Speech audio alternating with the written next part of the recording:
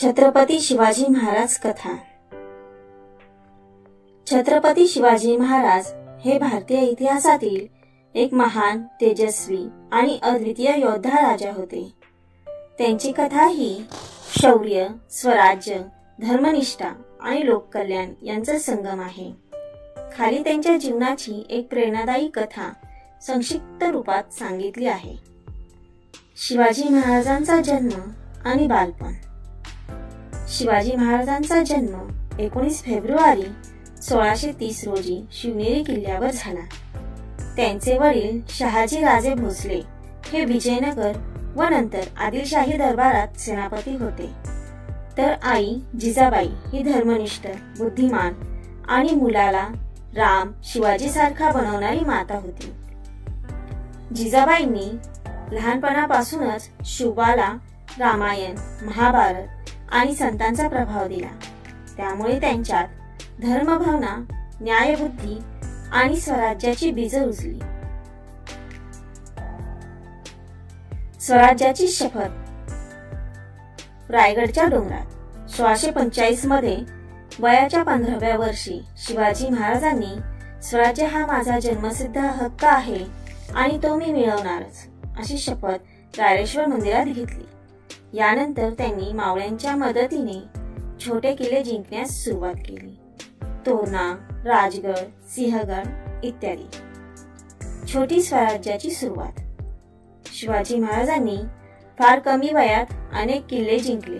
त्यांनी एक स्वराज्याची मूळ रचना उभारली, ज्यामध्ये गावागावचा न्याय, लोकांच्या गरजा लक्षात घेणारे निर्णय, प्रजा म्हणजे राजा हे तत्व अशा अनेक नवकल्पना अंमलात आणल्या।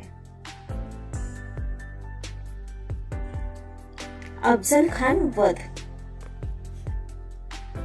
अफजल खान आदिलशाहीचा बलाढ्य सरदार शिवाजी महाराजांना फसवून मारण्याच्या हेतूने प्रतापगडाच्या पायथ्याशी भेटायला आला, पण शिवाजी महाराजांनी त्यांच्या कपटाला उत्तर देत स्वतःचा बचाव केला आणि वाघनख्या वापरून त्यांचा वध केला। ही घटना इतिहासात प्रसिद्ध आहे।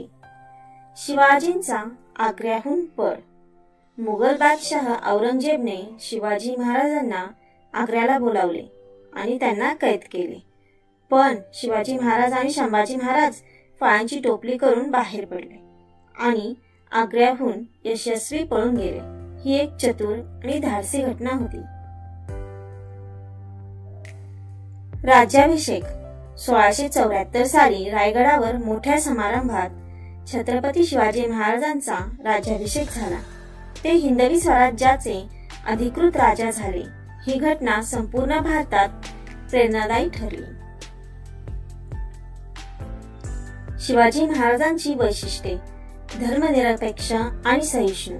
मुस्लिम स्त्रिया, मशिदी यांचा आदर केला। उत्कृष्ट प्रशासन।